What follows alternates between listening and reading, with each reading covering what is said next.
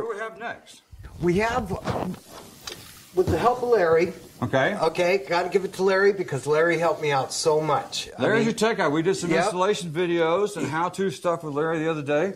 Very smart guy. Larry was heaven sent, and I thank God for him. He's the one that put me on the map. I've learned so much from him. Come on in, Larry. Hey, bud. Hey, bud.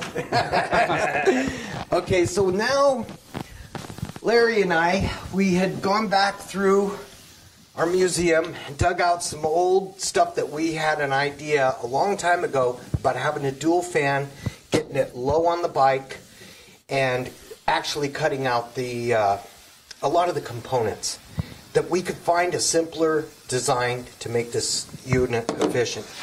And so Larry and his craftsmanship, we came up with this boxy type cooler. It just seemed to mold into the bike. It would just blend in. It didn't stand out. And this is where we got the Reefer from. It just looked like a refrigerator to us. Okay? The Reefer name stuck. We just went with it. Okay? You're going to have a lot of fun with that name, Reefer. But yeah. We're not gonna, we did that in Cincinnati. We still have a lot of fun with that. Exactly. And here we are in California with a Reefer name. We're not going to go there. But that's not the Reefer. It's a refrigerator. Yeah. Okay. And so Larry and I worked on this laboriously to get this down, get it low, and get it easy to install.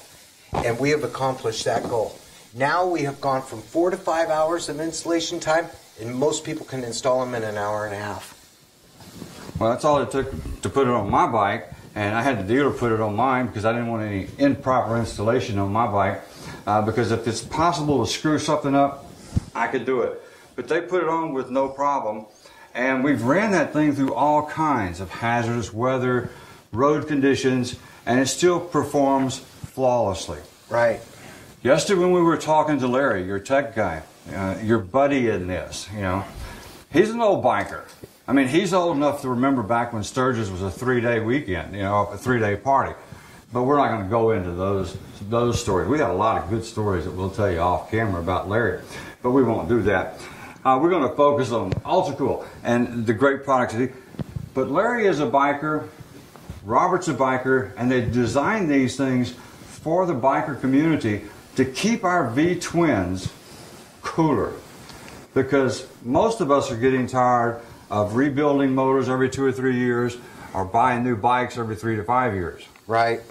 So in your innovative process, this Darwinian mode that you're in, of always evolving, making things better, how did we go to the next step? I've listened to the customers call here, and I always tell them, your names are different, but your problems are still the same. Stop and go traffic is the killer. Okay, parades, poker runs, people go on these runs, they're in parade mode, they're touring through traffic, they get stuck in the turnpikes and all this. What do? They sit there, run, run, and they're just building up these huge amounts of heat. And they're oil. We only have 3 properties to work here. You have the air around the bike, you have the metal of the engine, and the oil. And there's the only way to keep that engine cool is working with the oil. And we feel by preventing the oil from getting hot and pulling over that we can control the temperature of the engine. At least prevent it from overheating. Everybody that calls here has a heating problem. That's the reason they're calling us. They know their bike runs hot. They just don't know how. Their bike didn't come with an oil temperature gauge. They always tell me, I don't know, Rob, it just runs hot. I sell them a cooler, call back and tell us, hey, I can't believe this. I had a gentleman call here, a world-renowned bike builder, okay? Calls here the other day, says, you know what, Robert, I've never believed in oil coolers. I've never seen one of them work. He goes, but I'll tell you what, I went over Highway 17 in California, and he goes, my bike ran 20 degrees cooler. And he goes, the fans hadn't even come on yet.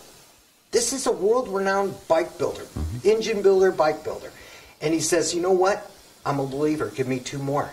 That just made my day, because then I knew I had somebody with a lot of knowledge that believed in my product. Well, there's a lot of people out there that believe in your product. There's a lot of individuals, a lot of bikers.